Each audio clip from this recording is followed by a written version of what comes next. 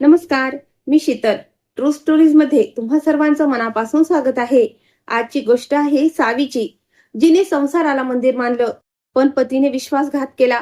अपमान आणि वेदना सोसताना सावीचं मन कसं पेटून उठलं आणि तिने शून्यातून स्वतःचं विश्व कसं उभं केलं. चला पाहूया सावीचा हा प्रेरणादायी प्रवास, जिथे तिने नात्यांच्या भिंती तोडून स्वतःची नवी ओळख निर्माण केली. ही गोष्ट आहे सावीची, एका अशा स्त्रीची जिने समाजाच्या चौकटीत स्वतःला इतकं कोंडून घेतलं होतं की ती स्वतःचं अस्तित्वच विसरून गेली. एका आदर्श पत्नीच्या भूमिकेत जगताना तिने स्वतःच्या स्वप्नांची आहुती दिली होती. पण जेव्हा तिच्या याच सोशिकपणाचा गैरफायदा घेतला गेला, तिच्या स्वाभिमानाला पायाखाली तुडवलं गेलं, तेव्हा तिच्यातील एक सुप्त शक्ती जागी झाली.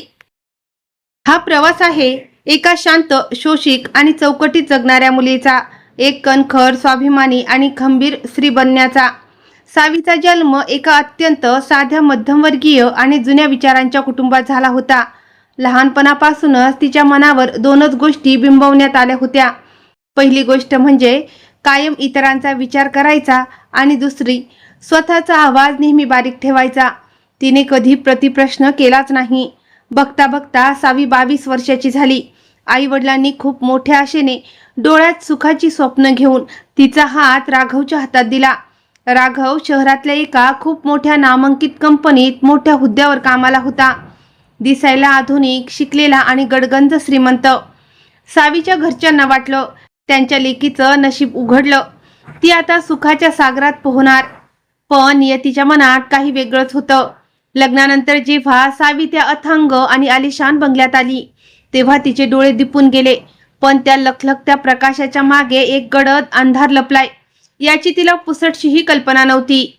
तो अंधार काय होता ते तिला हळूहळू जाणवू लागलं. सावीची सकाळ रोज 5 वाजता सुरू व्हायची. उठल्या उठल्या संपूर्ण घराची आवरसावर करणे, सासू सासऱ्यांचा काढा आणि औषधं वेळेवर देणे, ही तिची रोजची सुरुवात असायची. हे आटोपलं की ती स्वयंपाकघरात पळायची, कारण राघवला आवडणारा गरमागरम नाश्ता जो बनवायचा असायचा. 8:30 वाजता राघव डायनिंग टेबलवर येऊन बसायचा.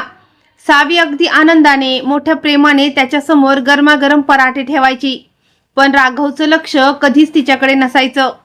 तो नेहमी आपल्या फोनमध्ये किंवा टॅबलेटमध्ये गुंगा असायचा. सावी, तुला किती वेळा सांगितलंय की पराठ्याला तेल कमी लावत जा. तुला कॅलरी काउंट काय असतो हे समजतं की नाही? राघवने अगदी चिडून ताट पुढे सरपत म्हटलं. ते अहो, बाबांना बिना तेलाचे दिले होते आणि तुमच्यासाठी. सावीनं भीत स्वतःची बाजू मांडण्याचा प्रयत्न केला. बस, आता माझ्याशी वाद घालू नकोस. तसंही तुझं डोकं या स्वयंपाकघराच्या बाहेर कधी गेलंय का? राघवने हातातलं वर्तमानपत्र वर धरत अत्यंत सुक्या आणि कोरड्या आवाजात तिला सुनावलं. सावीने गप्पपणे आपली नजर खाली झुकवली. तिच्यासाठी राघवचा प्रत्येक शब्द म्हणजे काळ्या दगडावरची रेघ होती. ती मनातून अगदी खचून जायची आणि स्वतःलाच दोष द्यायची की कदाचित माझ्यामध्येच काहीतरी कमी आहे. तिला इंग्रजी बोलता यायचं नाही. आधुनिक पद्धतीचे तोकडे कपडे घालायला तिला संकोच वाटायचा आणि मोठ्या पार्ट्यांचे हायफाय लोकांचे रीतिरिवाज तिला माहीत नव्हते. नेमकी याच गोष्टीची राघवला लाज वाटायची. म्हणूनच तो आपल्या मित्रांसमोर सावीला आणायला नेहमी टाळायचा. एक संध्याकाळी राघवच्या घरी त्याच्या काही खास मित्रांची आणि सोबत काम करणाऱ्या सहकाऱ्यांची पार्टी होती. सावीनं मोठ्या उत्साहाने कपाटातून एक सुंदर बनारसी साडी काढली. ती नेसली, केसांचा छान अंबाडा बांधला आणि कपाळावर छोटीशी टिकली लावली. ती आरशात स्वतःला बघून मनोमन खुश होती. जशी ती पाहुण्यांसमोर नाश्त्याची प्लेट घेऊन गेली, तसं राघवच्या एका मित्राने विचारलं, अरे राघव, ही तुझी मिसेस आहे का? कधी ओळख करून दिली नाहीस? राघवने सावीकडे वरून खालपर्यंत पाहिलं. त्याच्या चेहऱ्यावरचा राग आणि चीड स्पष्ट दिसत होती. त्याने कसाबसा खोटं हसून विषय टाळला आणि म्हणाला, अरे नाही रे, ही फक्त घर सांभाळते. सावी, तू आज जा आणि जरा बर्फ पाठवून दे. राघवचे हे शब्द ऐकून सावीचं काळीज पार तुटलं. ती तशीच स्वयंपाकघरात आली आणि कोपऱ्यात उभी राहून ओक्साबोक्सी रडू लागली. आज तिला पहिल्यांदाच प्रकर्षाने जाणवलं की या आलिशान बंगल्यात तिची किंमत फक्त एक बिनपगारी नोकरासारखी आहे, जिचा ना कुठला आदर आहे ना स्वतःचं काही अस्तित्व. सासू सासरे सुद्धा नेहमी राघवचीच बाजू घ्यायचे. सासूबाई तिला नेहमी समजावून सांगायच्या, सुनबाई, माझा मुलगा दिवसरात्र बाहेर कष्ट करतो. त्याने रागाच्या भरात 2 शब्द सुनावले तर ते सहन करायला शिक. नवऱ्याचं बोलणं गिळून घेणं हाच तर स्त्रीचा धर्म आहे. सावीने या दुःखालाच आपलं नशीब मानून घेतलं होतं. काळ बदलत गेला तसा राघवचा सावीसोबतचा वागण्यातला कडवटपणा आणखीनच वाढू लागला. आता तो अनेकदा रात्री खूप उशिरा घरी यायचा. जेव्हा सावी रात्री दरवाजा उघडायची तेव्हा राघवच्या कपड्यांमधून एखाद्या दुसऱ्या स्त्रीच्या महागड्या अत्तराचा तीव्र सुवास यायचा. राघवच्या फोनला आता नेहमी पासवर्ड असायचा आणि तो आपला फोन एका सेकंदासाठीही स्वतःपासून दूर ठेवत नव्हता. काहीतरी अघटित घडलंय या भीतीनं सावीचं मन आतून थरथरायचं. पण ती स्वतःच आपल्या मनाला दाबून टाकायची. ती स्वतःची समजूत काढायची की कदाचित कामाचा ताण असेल, दुसरं काही नाही. पण म्हणतात ना, सत्य फार काळ लपून राहत नाही. एका शनिवारी दुपारी राघव घरीच होता आणि बेडरूममध्ये गाढ झोपला होता. अचानक त्याचा फोन व्हायब्रेट होऊ लागला. स्क्रीनवर लागोपाठ अनेक मेसेज येत होते. सावी नेमकी त्याच वेळी खोलीची आवराआवर करत होती. तिनं पाहिलं की फोन लॉक असला तरी स्क्रीनवर आलेले मेसेज स्पष्ट वाचता येत होते. मेसेज पाठवणाऱ्याचं नाव होतं निकिता. मेसेजमध्ये लिहिलं होतं, जान, तू त्या अडाणी बायकोसोबत आपलं आयुष्य कसं घालवू शकतोस? मला तुझी खूप आठवण येते. पुढच्या आठवड्यातल्या आपल्या पॅरिस ट्रिपचं तिकीट कन्फर्म झालंय ना? I love you. ते मेसेज वाचताच सावीच्या हातातलं कापड गळून खाली पडलं. तिचे पाय थरथरू लागले. डोकं सुन्न झालं. आजूबाजूच्या भिंती जणू तिच्यावरच कोसळत आहेत असं तिला भास झाला. तिने थरथरत्या हाताने तो फोन उचलला आणि नेमकी त्याच वेळी राघवचे डोळे उघडले. सावीच्या हातात आपला फोन पाहताच राघव एखाद्या हिंस्र प्राण्यासारखा चेवचाळला. त्याने एका झटक्यात सावीच्या हातातून फोन हिरावून घेतला आणि मोठ्याने ओरडला, तुझी हिंमत कशी झाली माझ्या फोनला हात लावण्याची? अडाणी कुठली? सावीच्या डोळ्यातून अश्रूंचा पूर वाहू लागला. आज तिने कुठून तरी धीर एकवटला आणि थरथरत्या आवाजात विचारलं, राघव, कोण आहे ही Nikita? Paris trip, I love you, हे सगळं काय आहे? तुम्ही मला धोका देताय? पण राघवच्या चेहऱ्यावर ना पकडले जाण्याची भीती ना कुठला पश्चाताप. उलट त्याच्या डोळ्यात एक वेगळाच अहंकार आणि क्रूरता उतरली होती. तो खोचकपणे हसला आणि म्हणाला, हो, माझं निकितावर प्रेम आहे.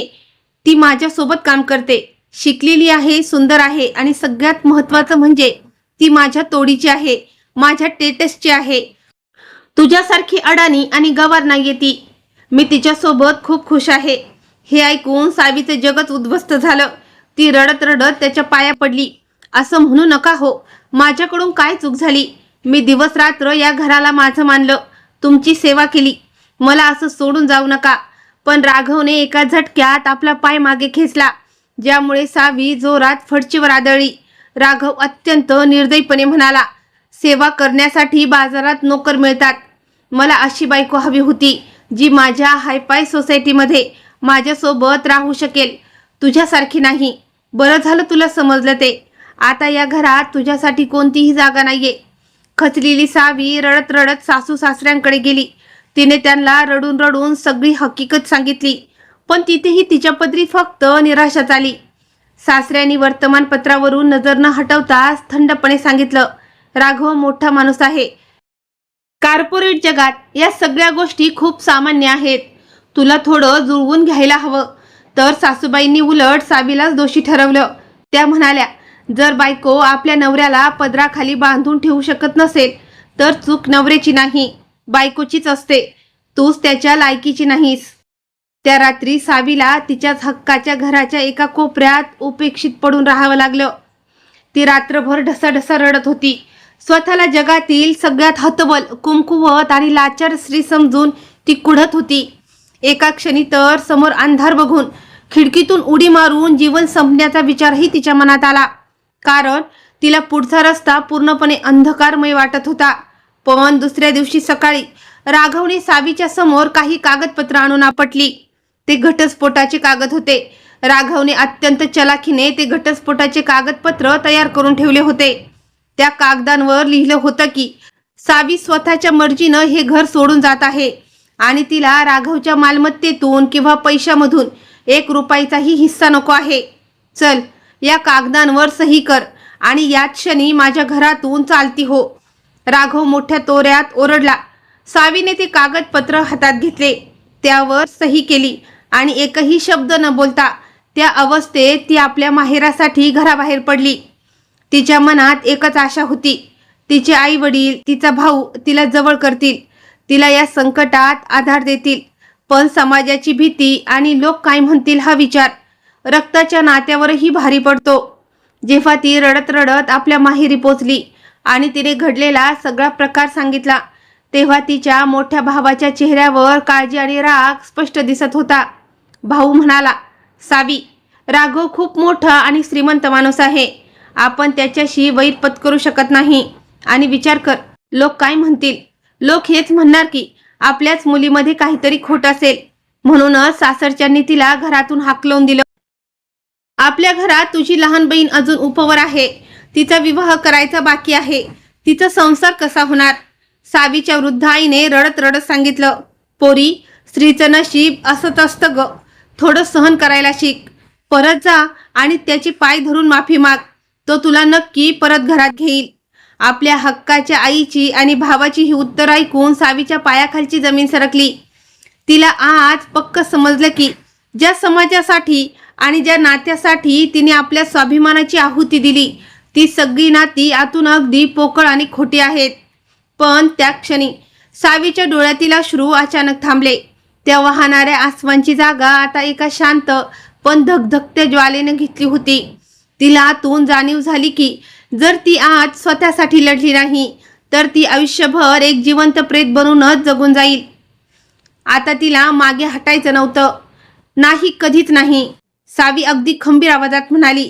तिच्या आवाजातला तो जुना घाबरलेला आणि दबलेला सूर आता पूर्णपणे नाहीसा झाला होता. ती पुढे म्हणाली, मी कुणाचीही माफी मागणार नाही. चूक माझी नाही, राघवची आहे. आणि मी आता या घराबाहेर पडून तुमच्यावर ओझही बनणार नाही.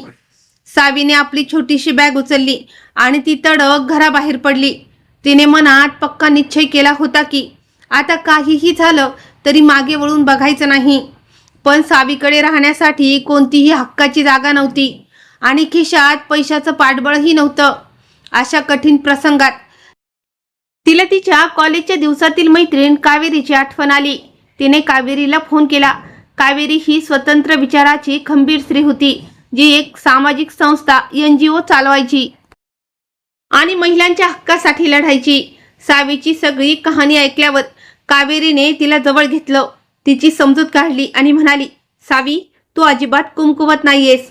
इतकी वर्ष तू जे काही सहन केलंस ती तुझी कमजोरी नव्हती, तर तो तुझा सोशिकपणा होता. पण आता वेळ आलीये की तू स्वतःची ताकद ओळखली पाहिजेस. तू जोपर्यंत स्वतःच्या पायावर उभी राहत नाहीस तोपर्यंत तू माझ्या संस्थेच्या शेल्टर होम मध्ये राहू शकतेस. सावीने कावेरीचा हा आधार स्वीकारला, पण तिने मनात ठरवलं की कोणावरही फुकटचं ओझं बनवून राहणार नाही. कावेरीने सावीला विचारलं, सावी, तुझी सगळ्यात मोठी ताकद काय आहे? अशी कोणती गोष्ट आहे जी तू सगळ्यात उत्तम करू शकतेस? सावीने थोडा विचार केला आणि म्हणाली, मला जेवण बनवायला खूप आवडतं. माझी आई नेहमी म्हणायची की माझ्या हाताला एक वेगळी चव आहे, अन्नपूर्णेचा वास आहे. कावेरी हसली आणि म्हणाली, बस, मग आपल्याला आपला रस्ता मिळाला. कावेरीच्या मदतीने सावीने एक छोटासा सावी टिफिन सर्व्हिसचा व्यवसाय सुरू केला. सुरुवातीचे दिवस अत्यंत खडतर होते. पहाटे 4 वाजता उठून ती भाजी मंडईत जायची. तिथे घासाघीस करून भाज्या आणायची आणि परत येऊन एकटीनं स्वयंपाक बनवायची. सुरुवातीला तिला फक्त 5 टिफिनचे ऑर्डर मिळाले, जे आजूबाजूला राहणाऱ्या काही बॅचलर मुलांचे होते. पण सावीच्या हाताची चव आणि जेवणाचा घरगुती साधेपणा असा काही जादू करून गेला की ज्याने एकदा जेवण जेवलं तो तिच्या जेवणाचा चाहता झाला. बघता बघता एका महिन्यात त्या 5 टिफिनचे 50 टिफिन झाले आणि पुढच्या 6 महिन्यात ही संख्या 500 वर गेली. सावीने आता आपल्या व्यवसायात तिच्यासारख्याच आणखी 3 गरजू आणि कष्टाळू महिलांना कामावर ठेवून घेतलं. आता ती फक्त स्वयंपाकघरात राबणारी साधी बाई राहिली नव्हती, तर ती एक यशस्वी बिझनेस वुमन बनत चालली होती. या यशासोबतच सावीने स्वतःमध्ये बदल घडवण्याचा निर्णय घेतला. तिने कावेरीच्या संस्थेत चालणारे इंग्रजी संभाषण वर्ग जॉईन केले. तिने कम्प्युटर चालायला शिकून घेतलं, जेणेकरून ती स्वतःच्या व्यवसायाचा संपूर्ण हिशोब स्वतःच ठेवू शकेल आणि तिला कोणावरही अवलंबून राहावं लागणार नाही. यासोबतच तिने रोज सकाळी योग आणि ध्यान करायला सुरुवात केली, ज्यामुळे तिची शारीरिक आणि मानसिक ताकद कमालीची वाढली. आता ती साध्या सुती साडीमध्ये वावरतानाही तिच्या चेहऱ्यावर एक वेगळाच आत्मविश्वास आणि वेगळीच चमक दिसायची. तिच्या डोळ्यातील तो जुना भीतीचा भाव आता एक सखोल समजूतदारपणात आणि अफाट ताकदीमध्ये बदलला होता. जेव्हा सावी आर्थिकदृष्ट्या पूर्णपणे स्वावलंबी झाली, तेव्हा तिने तिच्या आयुष्यातला सगळ्यात मोठा आणि महत्त्वाचा निर्णय घेतला. तिने कावेरीला म्हटलं, कावेरी, राघवने मला असं रस्त्यावर बेसहारा सोडून दिलं आणि त्याला वाटलं की तो जिंकला. तो आता निकितासोबत आरामात आयुष्य जगतोय, पण मी त्याला असं सहज होणार नाही. मला त्याच्याकडून कुठला सूड उगवायचा नाहीये, तर मला माझा हक्क आणि न्याय हवा आहे. कावेरीने शहरातल्या नावाजलेल्या कायदे तज्ज्ञांपैकी एक असलेले ॲडव्होकेट आनंद देशपांडे यांच्याशी सावीची भेट घडून आणली. आनंद सरांनी जेव्हा सावीचा तो दांडगा आत्मविश्वास आणि डोळ्यातील चमक पाहिली, तेव्हा तेही भारावून गेले. त्यांनी सावीला सावध करत म्हटलं, सावीजी, राघव खूप श्रीमंत आणि वशिल्याचा माणूस आहे. तो स्वतःला वाचवण्यासाठी कोर्टात तुमची बदनामी करण्याचा, तुमच्यावर चिखलफेक करण्याचा प्रयत्न नक्की करेल. तुम्ही या सगळ्यासाठी तयार आहात का? मी कोणत्याही वादळाचा सामना करायला तयार आहे सर. सावीने एक सेकंदाचाही विचार न करता, डोळ्यात न घाबरता अत्यंत खंबीरपणे उत्तर दिलं. त्यानंतर सावीच्या बाजूने कोर्टात राघव विरुद्ध कौटुंबिक हिंसाचार, मानसिक छळ आणि हिंदू विवाह कायद्याअंतर्गत पोटगी आणि हक्काचा वाटा मिळण्यासाठी रीतसर खटला दाखल करण्यात आला. यासोबतच सावीने त्या आलिशान बंगल्यामध्येही स्वतःच्या हक्काचा दावा ठोकला, कारण ते घर त्यांच्या लग्नानंतर राघवच्या कमाईतून बनलं होतं, ज्यामध्ये एक पत्नी म्हणून सावीचाही कायदेशीर वाटा होता. जेव्हा कोर्टाची नोटीस राघवच्या त्या आलिशान बंगल्यात पोहोचली, तेव्हा तिथे जणू भूकंपच झाला. राघव आणि त्याचे आई वडील पूर्णपणे सुन्न झाले. ज्या सावीचा आवाज त्यांच्यासमोर कधी निघायचा नाही, जी त्यांच्यासमोर नेहमी थरथर कापायची, तिने थेट कोर्टात जाण्याची हिंमत कशी केली, यावर त्यांचा विश्वासच बसत नव्हता. राघवने रागाच्या भरात सावीला फोन लावला, तुझी हिंमत कशी झाली मला कोर्टात खेचण्याची? तुला माहीत नाहीये का मी कोण आहे ते? मी तुला रस्त्यावर आणून सोडेन. सावीने अत्यंत शांत पण तितक्याच गंभीर आवाजात उत्तर दिलं, राघव, रस्त्यावर तर मी आधीपासूनच होते, जेव्हा तुम्ही मला घराबाहेर काढलं होतं. पण आता मी स्वतःच्या पायावर उभी आहे. माझ्या ताकदीचा अंदाज तुम्हाला कोर्टातच येईल.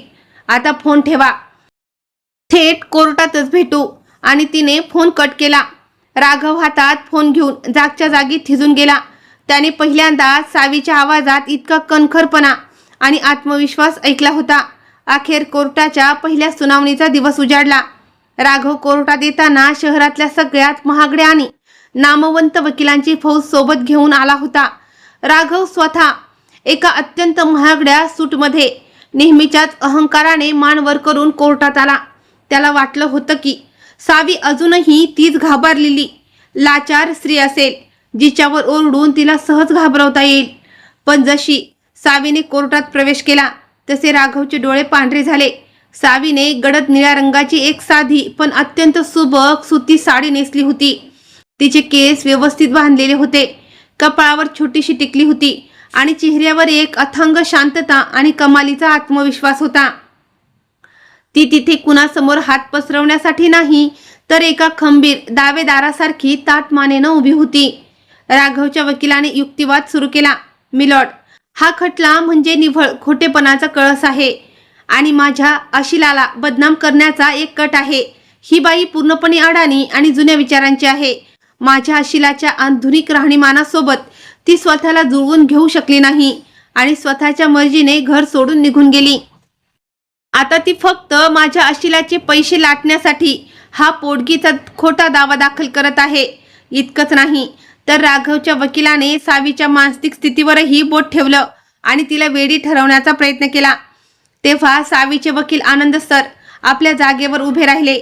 मिलॉर्ड, विरोधी पक्षाच्या वकिलांचा हा दावा की सावी अडाणी आहे आणि स्वतःच्या मर्जीने घर सोडून गेली आहे, हा पूर्णपणे बिनबुडाचा आरोप आहे. सावीजी पदवीधर आहेत आणि आज त्या शहरातील एक यशस्वी उद्योजिका आहेत, ज्या स्वतःच्या हिमतीवर इतर अनेक महिलांना रोजगार देत आहेत, ज्या पैशाच्या भुकेल्या नाहीत तर न्यायाच्या भुकेल्या आहेत. आणि जिथपर्यंत घर सोडण्याचा संबंध आहे, त्यांना घर सोडायला भाग पाडलं गेलं, कारण राघव यांचे दुसऱ्या एका स्त्रीसोबत अनैतिक संबंध आहेत. हे सगळं खोटं आहे, याचा काहीही पुरावा नाहीये. राघवचा वकील मध्येच ओरडला. त्या क्षणी सावी स्वतः आपल्या जागेवरून उभी राहिली. तिने न्यायाधीशांकडे पाहिलं आणि अत्यंत शांतपणे म्हणाली, मिलॉर्ड, जर आपली परवानगी असेल तर काही पुरावे मी स्वतः कोर्टासमोर मांडू इच्छिते. न्यायाधीशांनी होकारार्थी मान हलवून परवानगी दिली.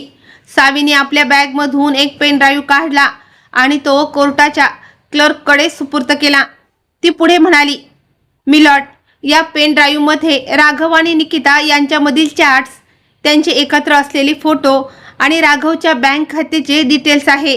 हे सगळे पुरावे सिद्ध करतात की त्यांनी माझ्याकडे पूर्णपणे दुर्लक्ष करून निकितावर लाखो रुपये उडवले, तिला हिऱ्याच्या अंगठ्या घेऊन दिल्या आणि तिच्यासोबत विदेशी वारीच्या सहलीचे तिकीट बुक केले. सगळे पुरावे मी त्या रात्रीच त्यांच्या फोनमधून गोळा केले होते. कोर्ट रूमच्या मोठ्या स्क्रीनवर जेव्हा ते फोटो आणि चॅट्सचे पुरावे सगळ्यांसमोर प्ले झाले, तेव्हा राघवच्या वकिलाकडे बोलण्यासाठी एकही शब्द उरला नाही. राघवच्या चेहऱ्यावरचा सगळा अहंकार क्षणात गळून पडला आणि भीतीपोटी त्याचा चेहरा पांढरा फटफटीत झाला. कोर्टात मागे बसलेल्या त्याच्या आईवडिलांनीही शरमेने आपली मान खाली झुकवली. सावीने आपला मुद्दा पुढे चालू ठेवला, मिलॉर्ड, मी या न्यायालयात फक्त स्वतःसाठी पैसे मागायला आलेली नाही. मी इथे त्या प्रत्येक स्त्रीचा आवाज बनवून उभी आहे, जिचा स्वाभिमान हा समाज अडाणी किंवा घरगुती म्हणून पायाखाली तुडवतो. मी 5 वर्ष त्या घराला मंदिर मानून त्याची सेवा केली, पण बदल्यात मला काय मिळालं? फक्त विश्वासघात आणि अपमान. आता मला ही अजिबात सहन करायचं नाहीये. सावलीचा हा बुलंद आणि स्पष्ट आवाज संपूर्ण कोर्ट रूम मध्ये गाजत होता. न्यायाधीशांवरही सावीच्या मांडणीचा आणि तिच्या आत्मविश्वासाचा खूप मोठा प्रभाव पडला. संपूर्ण प्रकरणाचं चित्र अगदी स्पष्ट झालं होतं. पुराव्यांच्या आधारे कोर्टाने आपला ऐतिहासिक निर्णय सुनावला. न्यायाधीशांनी राघवला कडक शब्दात फटकारत म्हटलं, एका पत्नीला कोणत्याही ठोस कारणाशिवाय आणि तिच्या संमतीशिवाय अशा प्रकारे मानसिक छळ करणे आणि तिला धोका देणे हा एक गंभीर कायदेशीर गुन्हा आहे. कोर्ट असा आदेश देतं की राघवने आपल्या एकूण संपत्तीचा 40% हिस्सा सावलीला पोटगी आणि सन्मान म्हणून त्वरित द्यावा. याशिवाय ज्या आलिशान बंगल्यात ते राहतात त्याचा अर्धा हिस्सा कायदेशीररित्या सावीच्या नावावर करण्यात यावा. अदालतचा हा निर्णय राघवसाठी एका खूप मोठ्या धक्क्यासारखा होता. पण गोष्टी इथेच संपल्या नाहीत. या कोर्ट केसची आणि फसवणुकीची बातमी जेव्हा राघवच्या मल्टीनॅशनल कंपनीच्या हेडक्वार्टर्स पर्यंत पोहोचली, तेव्हा कंपनीची नाचक्की होऊ नये म्हणून बोर्ड ऑफ डायरेक्टरनी राघवला तात्काळ प्रभावाने नोकरीवरून काढून टाकलं, त्याला टर्मिनेट केलं. कॉर्पोरेट जगतात त्याची इतकी बदनामी झाली की दुसरी कोणत्याही मोठ्या कंपनीने त्याला नोकरीवर घेण्यास साफ नकार दिला. जेव्हा राघवची ती मोठी नोकरीही राहिली नाही आणि आधीसारखा पैसाही उरला नाही, तेव्हा निकितानेही त्याच्यापासून अंतर राखायला सुरुवात केली. तिने राघवच्या तोंडावर स्पष्ट सांगितलं, राघव, मी एका यशस्वी आणि श्रीमंत माणसावर प्रेम केलं होतं, एका बेरोजगार आणि बदनाम माणसावर नाही. निकिता राघवला सोडून दुसऱ्या शहरात निघून गेली. राघव आता पूर्णपणे उद्ध्वस्त झाला होता, रस्त्यावर आला होता.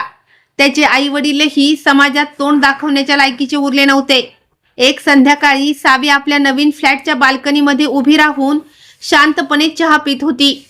आता तिचा तो छोटासा टिफिन सर्व्हिसचा व्यवसाय एका खूप मोठ्या नामांकित कॅटरिंग ब्रँड्समध्ये बदलला होता. शहरात तिचं एक मोठं नाव झालं होतं. तेवढ्यात तिच्या घराची बेल वाजली. सावीने जाऊन दरवाजा उघडला. समोर राघव उभा होता. त्याचे कपडे चुरगाळलेले होते, चेहऱ्यावर कमालीची हताशा होती आणि डोळ्यात अश्रू होते. तो राघव जो कधी काळी अहंकाराने आणि तोऱ्यात बोलायचा, आज सावी समोर हात जोडून उभा होता. सावी, मला माफ कर. राघवने ढसढसा रडत खिन्न आवाजात म्हटलं, माझ्याकडून खूप मोठी चूक झाली ग. मी त्या लखलखत्या काचेच्या तुकड्याच्या मागे लागून माझ्या घरातल्या खऱ्या हिऱ्याला गमावून बसलो. निकिता मला सोडून गेली, माझी नोकरीही गेली. मी आज रस्त्यावर आलोय. पूर्णपणे एकटा पडलोय. प्लीज माझ्यासोबत परत चल ना. आपण ते सगळं वाईट स्वप्न समजून विसरून जाऊया आणि एक नवीन सुरुवात करूया. सावीनं राघवकडे पाहिलं. तिच्या डोळ्यात आता राघवसाठी ना कुठला राग होता, ना तिरस्कार आणि ना जुन्या प्रेमाचा एकही अंश. तिच्या चेहऱ्यावर होती फक्त एक अथांग शांतता आणि उदासीनता. सावीनं एक दीर्घ श्वास घेतला आणि चेहऱ्यावर एक हलकं हसू आणत म्हणाली, राघव, तुम्ही खूप उशीर केलात. जी सावी तुमच्या टोमण्यांनी रात्रभर रडायची, जी तुमच्या पाया पडून संसाराची भीक मागायची, ती सावी त्याच दिवशी मरून गेली होती, ज्या दिवशी तुम्ही तिला घराबाहेर काढलं होतं. आज ती तुमच्या समोर उभी आहे. ती एक स्वतंत्र, स्वाभिमानी आणि आत्मनिर्भर स्त्री आहे, जिला तिचं आयुष्य जगण्यासाठी कोणाच्याही आधाराची किंवा तुमच्यासारख्या विश्वासघातकी माणसाची अजिबात गरज नाही. सावी, तू मला साधी एक संधी देणार नाहीस का? राघवने अगदी गयावया करत विचारलं. संधी? संधी नेहमी त्याला दिली जाते ज्याच्याकडून अनावधानाने चूक होते. तुम्ही तर अत्यंत जाणीवपूर्वक विचार करून माझ्या स्वाभिमानाचा लिलाव केला होता. मला आता तुमच्याबद्दल कोणतीही तक्रार नाहीये. उलट मी तुमची आभारी आहे. जर त्या दिवशी तुम्ही माझ्याशी इतकी क्रूरता केली नसती तर मला माझी स्वतःची ताकद कधीच समजली नसती. तुमची ही माफी तुमच्यापाशीच ठेवा आणि स्वतःचं आयुष्य नव्याने सावरण्याचा प्रयत्न करा. एवढं बोलून सावीने अत्यंत शांतपणे घराचा दरवाजा बंद केला आणि राघव त्या बंद दरवाजाबाहेर उभा राहून स्वतःच्या कर्मावर आणि नशिबावर ढसढसा रडत राहिला. आणि इकडे सावी आपल्या नव्या घराच्या खिडकीपाशी जाऊन उभी राहिली. तिथून समोर अथांग पसरलेलं खुलं आकाश आणि नुकताच उगवणारा सोनेरी सूर्य दिसत होता. आज ती आता कोणाची सावली नव्हती, कुणाचा आधार नव्हती. ती स्वतःची एक नवी आणि सुंदर पहाट बनली होती. तिचा एक नवा सुवर्णकाळ सुरू झाला होता. मित्रांनो, स्त्री जेव्हा शोषिक असते तेव्हा तिची सहनशीलता ही तिची कमजोरी नसून तिचे संस्कार असतात. पण जेव्हा त्या संस्काराच्या भिंती तिला गुदमरून टाकू लागतात आणि स्वाभिमानावर घाला येतो तेव्हा तिचं शांत राहणं ही तिची मर्यादा ठरते. सावीच्या कथेनं हे सिद्ध केलंय की संकट ही आयुष्याचा शेवट नसून ती एका नवीन प्रवासाची सुरुवात असतात. जेव्हा जग तुम्हाला नाकारतं किंवा तुमची किंमत शून्य करतं तेव्हा बाहेरच्या जगाकडे मदतीचा हात पसरण्यापेक्षा स्वतःच्या आतल्या शक्तीला जागृत करा. स्वावलंबन हेच कोणत्याही स्त्रीच्या आत्मसन्मानाचं सर्वात मोठं कवच आहे. कोणासाठी तरी स्वतःला संपून टाकण्यापेक्षा स्वतःच्या स्वप्नांसाठी स्वतःला उभं करणं हीच खरी अग्निपरीक्षा आहे. लक्षात ठेवा, ज्या दिवशी तुम्ही स्वतःची किंमत ओळखता त्या दिवशी समाज तुम्हालाही मान द्यायला बांधील असतो. सावी हरली नाही तर ती स्वतःच्या राखेतून पुन्हा एकदा फिनिक्स पक्षासारखी भरारी घेऊन स्वतःची एक स्वतंत्र ओळख निर्माण करून दाखवली. स्वाभिमानाचा मार्ग खडतर असतो पण तोच तुम्हाला तुमच्या यशाच्या शिखरापर्यंत पोहोचवतं. तर ही होती सावीची गोष्ट, जिने संसाराच्या नावाने स्वतःला संपून टाकण्याऐवजी स्वतःच्या स्वाभिमानाची नवी ओळख निर्माण केली. लक्षात ठेवा, नातं हे एकाचं नसून दोघांचा आदर करण्यावर टिकतं. जर तिथे फक्त अपमान असेल तर तिथून बाहेर पडून स्वतःचं अस्तित्व शोधणं ही हार नसून ती तुमच्या नवी आयुष्याची सुरुवात असते. कोणासाठीही स्वतःला कमी समजू नका, कारण तुमच्यातली जिद्द हीच तुमची खरी ताकद आहे. सावीचा हा प्रवास तुम्हाला कसा वाटला कमेंट्स मध्ये नक्की सांगा.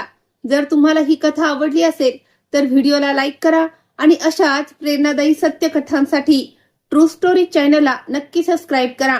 मी शीतल, पुन्हा भेटूया अशाच एका नवीन आणि प्रेरणादायी कथेसोबत. तोपर्यंत स्वतःवर प्रेम करा आणि स्वाभिमानी रहा. धन्यवाद.